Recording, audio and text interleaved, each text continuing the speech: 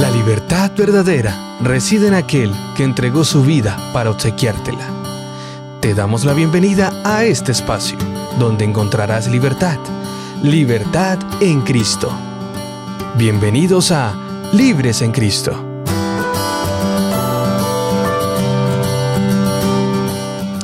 Hola mis queridos amigos, bienvenidos a su programa Libres en Cristo, un programa para cada uno de nuestros amigos PPLs. Queremos enviarles un saludo allí en cada una de las cárceles que ustedes se encuentran. Para eso tenemos aquí a nuestro amigo Freddy. Freddy, ¿qué tal? ¿Cómo va todo? Hermano Gabriel, gracias por la invitación nuevamente a Libres en Cristo. Apreciados oyentes, qué bueno saludarles, Dios les bendiga. Es grato poder compartir con ustedes nuevamente en esta semana y poder llegar a sus corazones a través de este medio radial. Bueno, muy bien, pero también tenemos a un gran amigo que nos acompaña hoy, que ha estado con nosotros asistiendo a la cárcel. Andrés, ¿qué tal? ¿Cómo estás? Bueno, Gabriel, ¿cómo vamos? Ministro Freddy, muy contento, muy feliz. Yo siempre vengo con alegría a acompañarlos en este programa de Libres en Cristo. Un saludo muy especial para todos los internos y pues nada, muy contento de acompañarlos en este momento para estudiar un poco más de la palabra de Dios. Bueno, es para nosotros un placer poder comunicarnos con ustedes. Ministro, ¿hay algún mensaje especial para alguno de nuestros PPLs? Bueno, quiero saludar a los oyentes de Libres en Cristo que nos reportan sintonía. Nuestros hermanos de Palo Gordo, que siempre son fieles oyentes y nos dicen que nos escuchan. Allá nuestro hermano Giovanni Hunda, también nuestro hermano Uriel Uriza. Él es fiel oyente de Libres en Cristo, al igual que muchos compañeros que están con él ahí. Dios los bendiga. Gracias por estar conectados.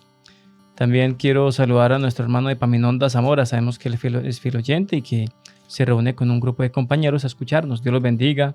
Un saludo especial para todos ellos. También a Evelio García, a nuestro hermano Lenin, nuestro hermano Johan Ordóñez, nuestro hermano Miguel Quiroga. Y bueno, todos nuestros hermanos de Libres en Cristo, Dios los bendiga. Gracias por escucharnos. También queremos saludar a nuestra hermana Gloria de Chimitá, Centro de Reclusión de Mujeres. Ella es fiel oyente de Libres en Cristo. Y bueno, sabemos que nos escuchan en diferentes lugares también del país, en Bogotá, allá en Boyacá. Sabemos que allá en Cómbita tenemos oyentes, en Vélez, en Cúcuta, allá en Medellín, en el Pedregal. Dios les bendiga, también nos escuchan en ese lugar. En la costa, en Aguachica, Dios les bendiga.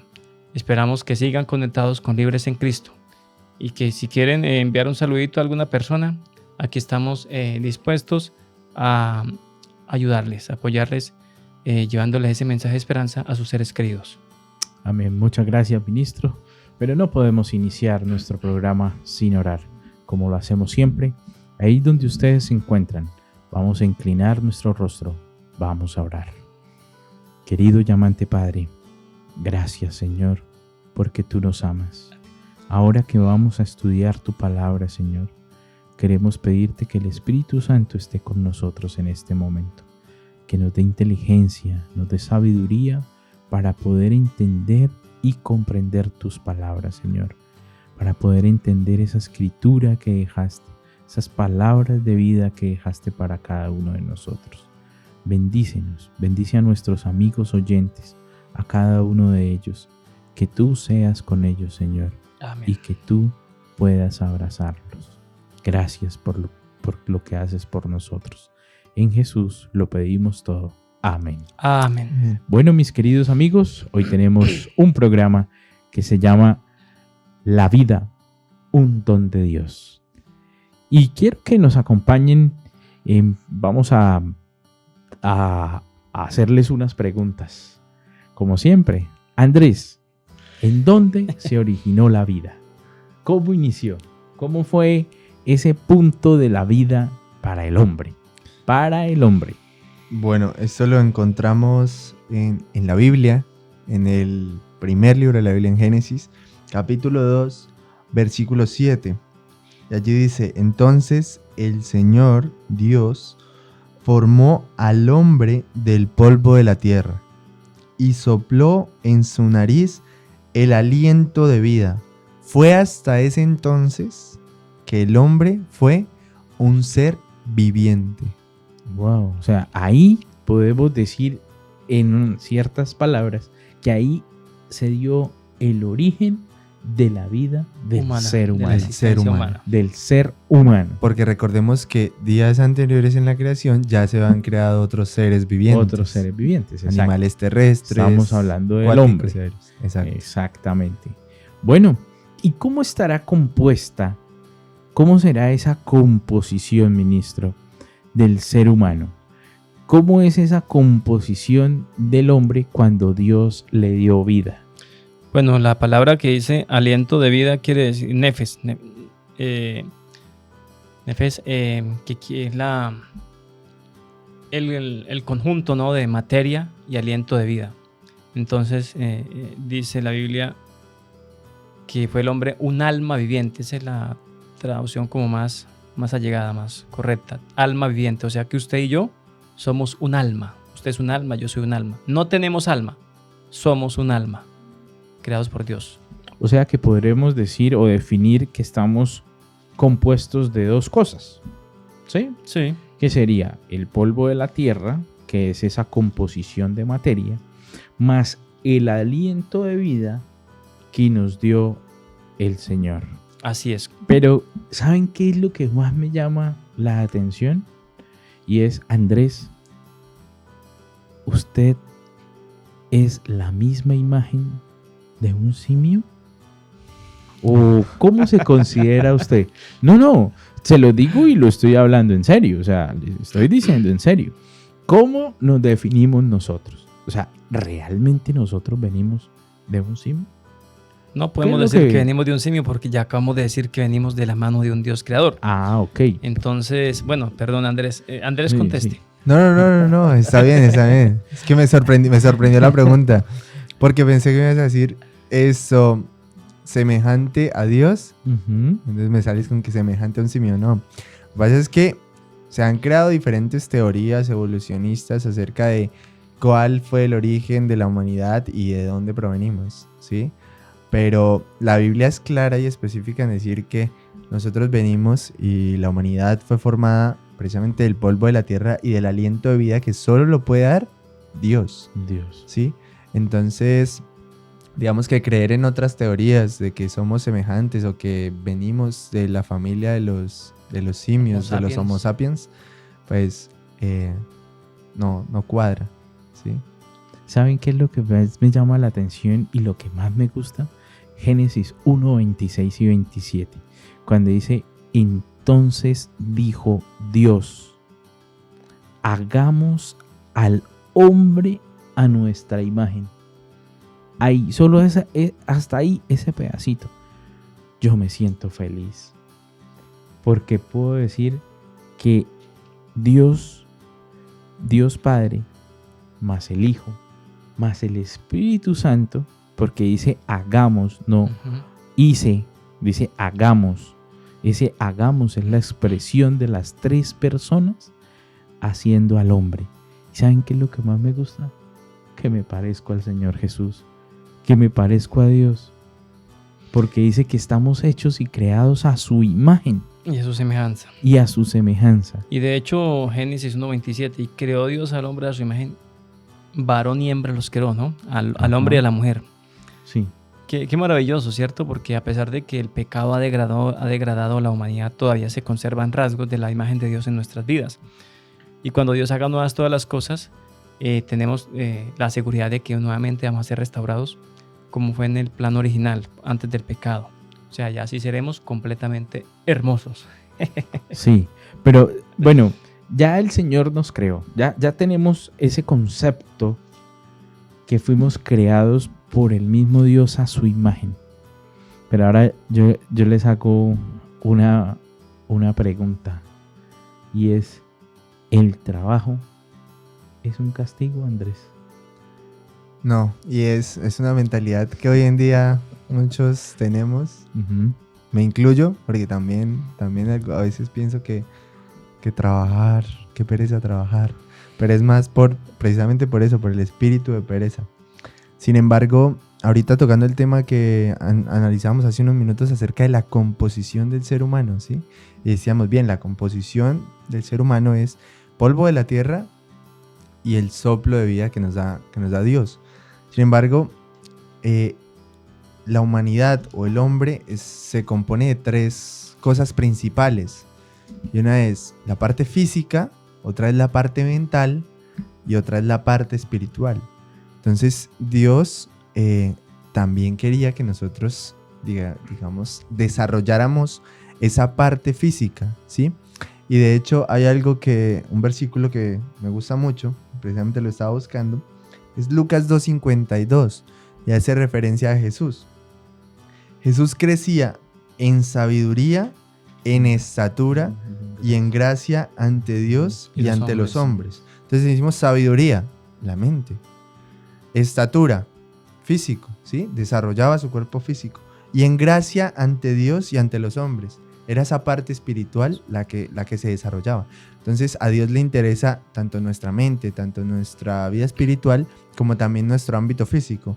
Entonces por eso es que en Génesis encontramos en el capítulo 2 que al hombre se le dio una labor, se le dio un trabajo. Dios mismo se encargó de darnos, digamos, esa tarea por la cual nosotros podríamos desarrollar nuestro ámbito físico. Y dice el versículo 15, tomó pues Jehová Dios al hombre y lo puso en el huerto del Edén para que lo labrara y lo guardase. Versículo 16, y mandó Jehová Dios al hombre diciendo, de todo árbol del huerto podrás comer. 17, mas el árbol de la ciencia del bien y el mal no comerás, porque el día que comieres de él, ciertamente morirás. Entonces, principalmente aquí podemos ver que Dios le da una labor al hombre, ¿sí? Muy bien. Pero, Andrés, ahora que tú tocas eso, y pues sí, Dios le da una labor, pero también terminando le da una señal de obediencia. Ministro, ¿cuál era esa señal de obediencia que debía tener el hombre? Bueno, la señal de obediencia que Dios le da está en Génesis 16 y 17, era que no comieran del árbol de la ciencia del bien y del mal. Está ahí registrado en los textos que acaba de leer Andrés, Génesis 2, 16 y 17, porque había una sentencia, ¿no? El día que de él comiera, iba a morir. ¿Por qué Dios le dice a Adán y Eva que no debieran comer de ese árbol? ¿Por qué les dio, digamos, esa orden? Porque el hombre es creado como un ente libre, con capacidad de razonar, con capacidad de decidir. Un hombre inteligente, un ser inteligente, ¿cierto? Entonces, como es inteligente, tiene la capacidad de discernir entre lo que es bueno y lo que es malo. También tiene la capacidad de tomar decisiones. Entonces Dios le da una señal de obediencia. Le da como una especie de una orden, una advertencia, es lo que le da, una advertencia. Y le muestra las consecuencias de esa desobediencia. Es entonces que Dios no nos obliga. Dios quiere que nosotros hagamos todo por voluntad propia. Y el hombre debía tener voluntad propia para obedecer a Dios siempre, porque Dios no nos obliga a hacer. Quiere que todo lo hagamos de manera voluntaria. Bueno, Andrés, en Génesis 3 viene, yo creo que es la parte más triste de la historia del hombre. La caída. Y es justamente cuando entra el pecado en este mundo. Pero yo quiero hacerle una pregunta, Andrés, y es, ese pecado tuvo, o sea, ese capítulo 3 tiene varias características, ¿sí? Y uno es, ¿qué era lo que no debían comer? 1. 2, ¿qué pasó después de que lo comieron? Bueno, en la cita bíblica, precisamente en el capítulo 3 de Génesis, encontramos que ante Eva se presenta la serpiente, a quien se le describe en el Génesis como astuta, ¿sí? Y era más astuta que todos los animales del campo. Entonces, la cual le dijo a la mujer: con que Dios os ha dicho, no comáis de todo árbol del huerto. La mujer respondió a la serpiente: del fruto de los árboles del huerto podemos comer, mas no podemos comer del árbol que está en medio del huerto, ¿sí? No lo comeréis ni lo tocaréis, para que no muráis. Y entonces acá viene la serpiente y le dice: ¿cómo así? En el versículo 4: de cierto, si comes del árbol, no vas a morir, ¿sí? Y es un poco relacionado con lo que decía el ministro de tomar decisiones. O sea, Dios le dice a Adán y a Eva: no coman de este fruto, porque de cierto morirán. Luego viene esta serpiente, que es Satanás, obrando, y se presenta ante ellos y le dice: si comen de ese fruto, no morirán. Entonces ahí es: ¿a quién le vas a creer? Tú eres libre de tomar la decisión. Dios te hace la advertencia, ¿sí? Tú eres quien toma la decisión. Entonces, pues bueno, ya más adelante en el versículo 6 vemos, creo que uno de los versículos más tristes, y es la caída del ser humano. Dice: vio la mujer que el árbol era bueno para comer y que era agradable a los ojos, y el árbol codiciable para alcanzar la sabiduría. Tomó de su fruto y comió, y dio también a su marido, el cual comió así con ella. Entonces es muy triste, pero a la vez nos muestra la naturaleza de Dios. Dios no es un Dios de imposición, de decir las cosas se hacen así y de obligar a la humanidad a que lo siga, sino que Dios nos da a nosotros ese don del libre albedrío y de poder tomar decisiones. Obviamente Él nos hace advertencias para que nosotros tomemos la mejor decisión, ¿sí? Pero somos nosotros quienes decidimos qué hacemos. Bueno, ministro, luego de esa caída hay una consecuencia. Así es. ¿Cuál es la consecuencia después de haber comido ese fruto? Bueno, Romanos 3:23 dice: por cuanto todos pecaron, están destituidos de la gloria de Dios. Es un misterio el pecado, ¿cierto? Nuestros primeros padres, Adán y Eva, fueron los que desobedecieron a Dios, pero toda su descendencia nació con la tendencia al pecado. Nacimos infectados de pecado, o sea, todos somos pecadores. Entonces la Biblia dice que todos pecaron y están destituidos de la gloria de Dios. ¿Quién no ha cometido pecado en este mundo? Por lo menos yo soy pecador. Entonces yo creo que no hay nadie. Todos hemos pecado.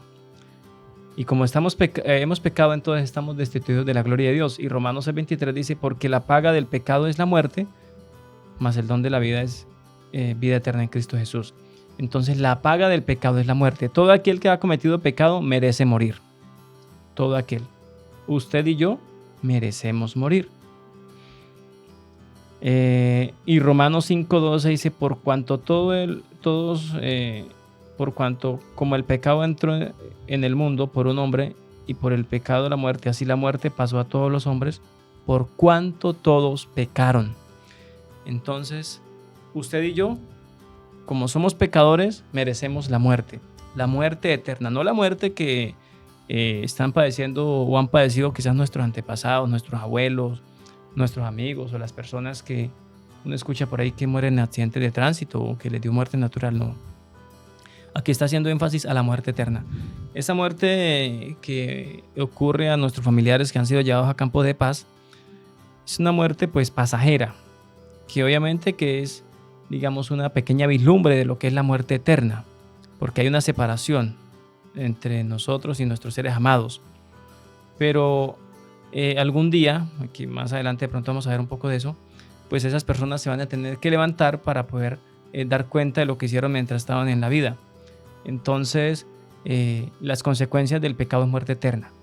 Y solamente hay vida eterna en Cristo Jesús para aquellos que acepten la salvación, porque usted y yo somos pecadores, merecemos morir, pero ¿qué esperanza hay para vencer la muerte si estamos condenados todos a morir? Bueno, el ministro dice y nos habla de la muerte, pero Andrés, ¿qué es la muerte? O sea, ¿qué es morir? Bueno, la muerte, según la Biblia, es como quedarse dormido, quedarse en un sueño profundo. De hecho, en la historia de Lázaro, vemos cómo Jesús se refiere a la muerte precisamente como un estado de sueño profundo. Cuando le preguntan, ¿está muerto? Él dice, no está muerto, solo está dormido. Duerme. Solo duerme, sí. Entonces, esa muerte que nosotros, que lo mencionaba el ministro, que a la cual llegaron de pronto algunos de nuestros antepasados, nuestros abuelos, nuestros familiares, pues es solo como si estuvieran en un descanso profundo, ¿sí? Es correcto. Bueno, ¿y qué hay después? O sea, ¿Qué hacen los muertos? Sí, ¿qué hacen los muertos? O sea, ministro, se lo pregunto porque ya que mencionó a Lázaro, yo le pregunto, bueno, ¿y ahora qué? Listo, sí, se murió, ¿y qué? ¿Qué le pasó? ¿Qué le sucedió? ¿Qué? Ajá. Perdón, ministro. No, una de las Ajá. curiosidades con respecto a la historia de Lázaro, Sí. es que Lázaro duró unos días muerto, ¿sí? O sea, 4 días. unos días durmiendo. Pero Lázaro no contó nada de lo que pasó durante esos días, ¿sí? Ujú.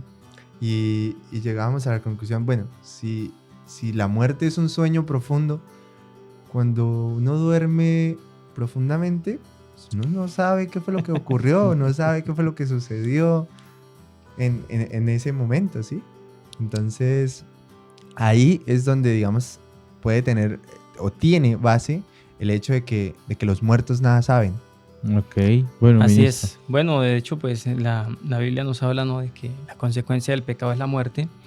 Entonces, la Biblia dice en Eclesiastés 9:5 al 6, Eclesiastés 9:5 al 6 dice, porque los que viven saben que han de morir, pero los muertos nada saben, ni tienen más recompensa, su memoria cae en el olvido, también perecen su amor, su odio, su envidia, y nunca más tendrán parte en todo lo que se hace debajo del sol. Entonces, las personas que han ido a la tumba no saben nada.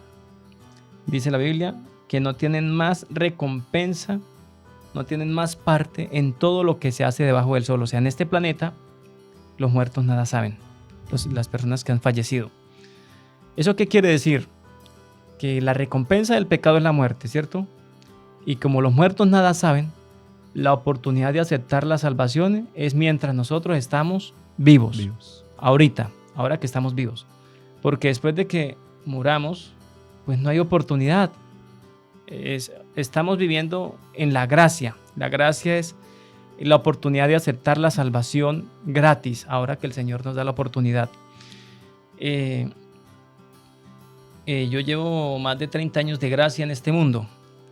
Es la oportunidad que Dios me ha dado de aceptarlo como su salvador personal. Entonces hay personas que tienen 80 años de vida. Son 80 años de gracia que el Señor le ha dado, esperando que esa persona se decida entregarle su vida. ¿Sí? Apreciado oyente, usted que me está escuchando, ¿cuántos años de vida tiene? ¿Ya le entregó la vida al Señor? Si no le ha entregado la vida al Señor, ¿qué espera? Algún día se le va a terminar la gracia y no sabe usted cuándo. Usted no sabe cuándo va a ir al descanso.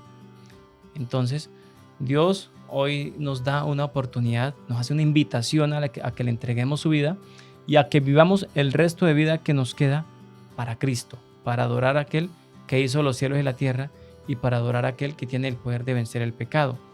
Porque los muertos nada saben, no tienen más paga, no tienen recompensa en todo lo que se hace debajo del sol. Y de hecho el Salmo 6, el versículo 5 dice, porque en la muerte no hay memoria a ti, en el Seol, ¿quién te alabará? Entonces en la muerte no hay memoria a Dios, nadie recuerda que Dios existe, o sea, no hay oportunidad de buscar a Dios para pedirle perdón. Los muertos nada saben. Bueno, pues yo empecé el programa diciendo que la vida un don de Dios Así es. y ahora estamos hablando de la muerte. Estamos hablando de la muerte, pero ¿cuánto? Yo quiero hacer una pregunta, Andrés, y es, listo, sí, arrancamos en un Edén maravilloso, donde nos dimos cuenta que somos hechos a la imagen de Dios, pero entró el pecado y ahora llegó esa muerte. Por causa del pecado. Por causa de ese pecado. Pero, y ahora, como dicen por ahí, como decía algo que todos, ¿quién podrá ayudarnos?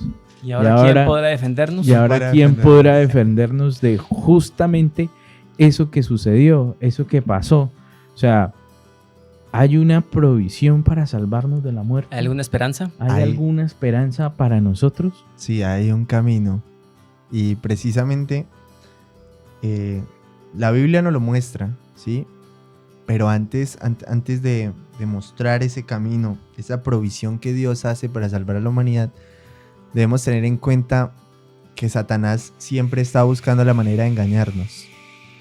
Así como lo hizo en el jardín del Edén, cuando Dios advierte a Adán y a Eva que si comen del fruto van a morir, y Satanás los engaña diciéndoles que al contrario, que si comen del fruto no van a morir, sino que al contrario van a adquirir mucha más sabiduría y mucho más conocimiento.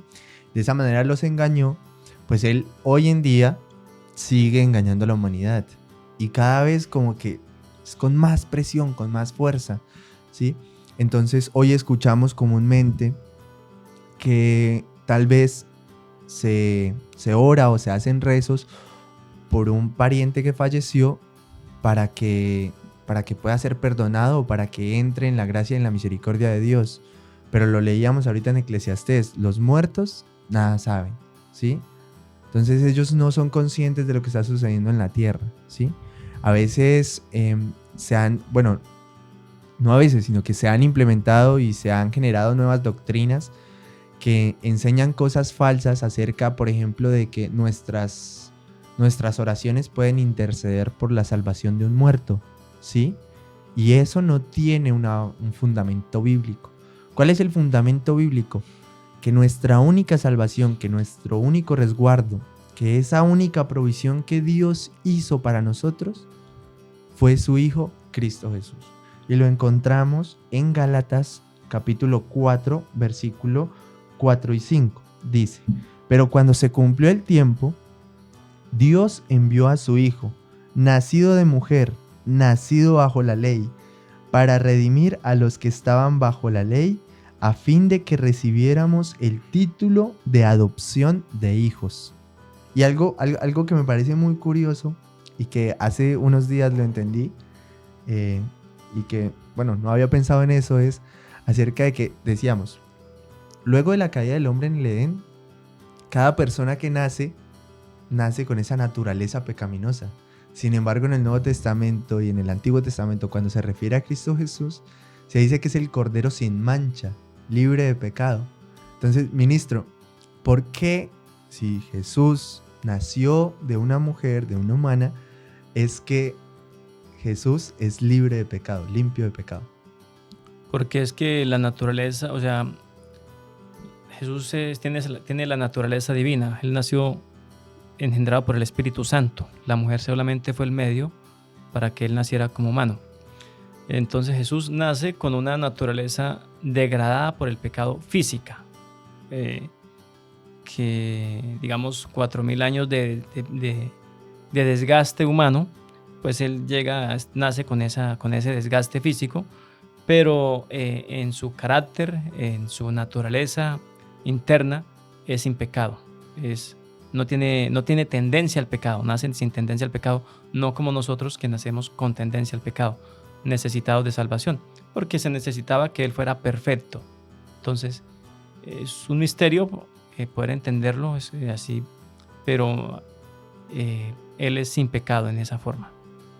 Bueno, ahora... Por eso, cuando dice Juan 3:16, que Dios amó tanto al mundo que envió a su Hijo unigénito, lo que está diciendo es, unigénito quiere decir único en su forma, no hay otro igual a Él. No hay otro igual, exacto. No otro igual. Bueno, ministro, ¿y cuánto costó ahora Nuestra salvación? Esa salvación, ese Dios que envió a su Hijo? ¿Qué costó? ¿Cuál fue el costo? Es un costo muy alto.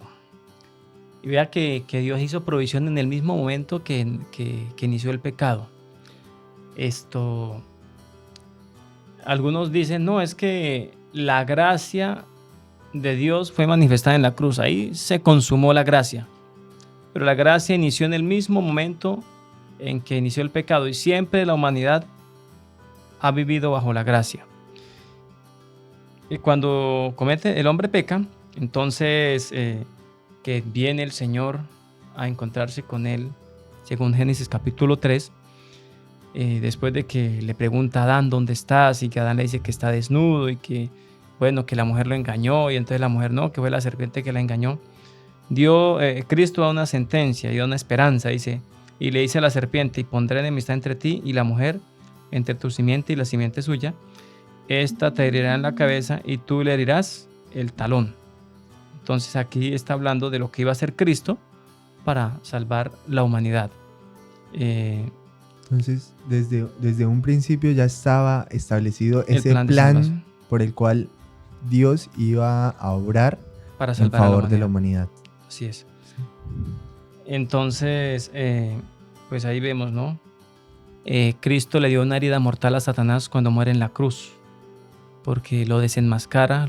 Satanás es mostrado tal cual es, porque él es el causante de la muerte de Cristo. Ok, entonces, y esa muerte tenía, o ese paso tuvo algunas características. ¿Cómo podemos decir que fue la vida de ese hombre para darnos salvación a nosotros?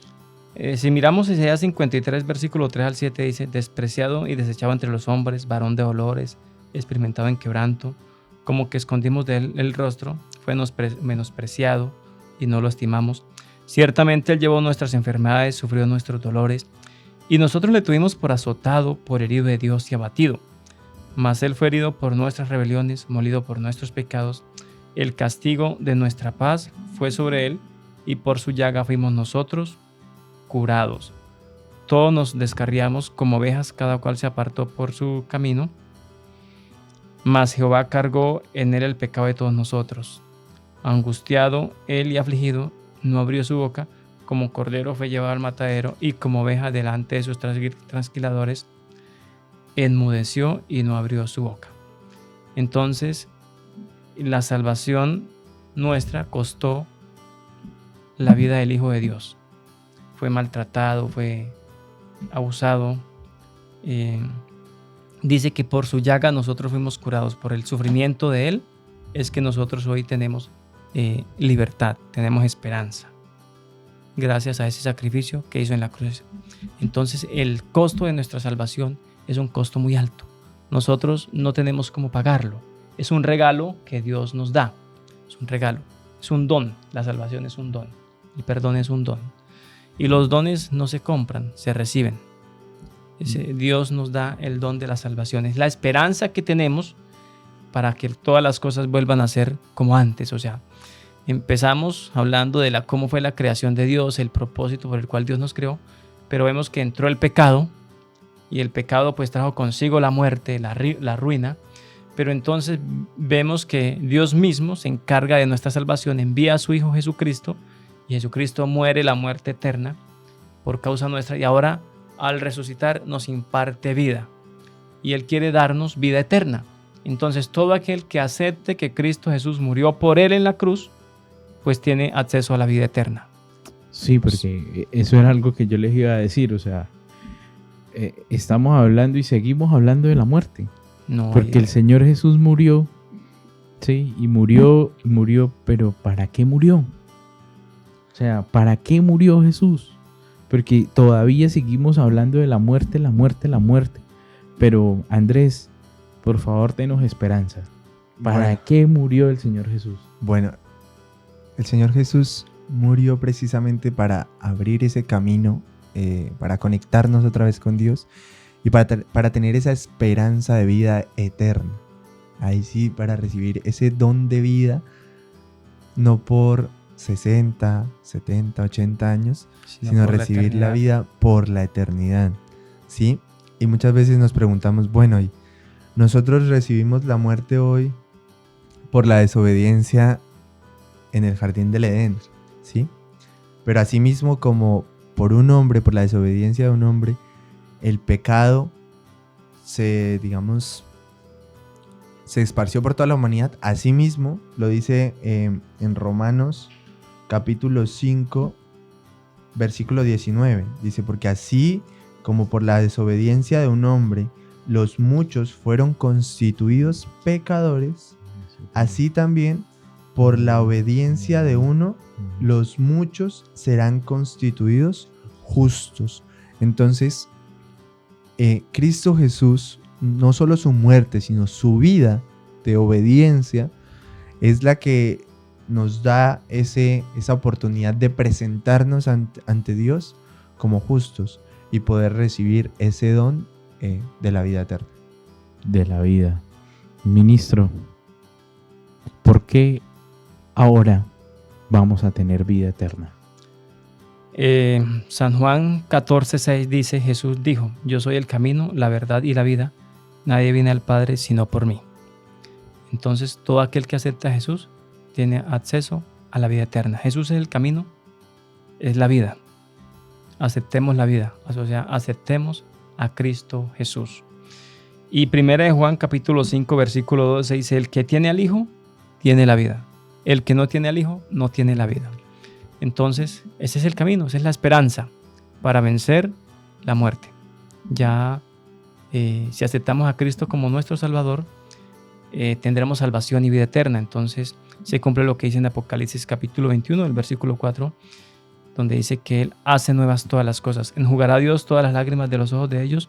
No habrá muerte, dolor, ni angustia, ni enfermedad, porque todas las cosas pasaron. He aquí, todas son hechas nuevas. Muy bien. Entonces, esa es la esperanza que tenemos. Desafortunadamente el tiempo se fue, como siempre. El tiempo no para, los que paramos somos nosotros, por eso no debemos detenernos en nuestro caminar con Cristo, porque si nos detenemos, el tiempo se va y nos quedamos fuera de la meta. Apreciados oyentes, ha sido bueno compartir con ustedes una vez más la palabra de Dios.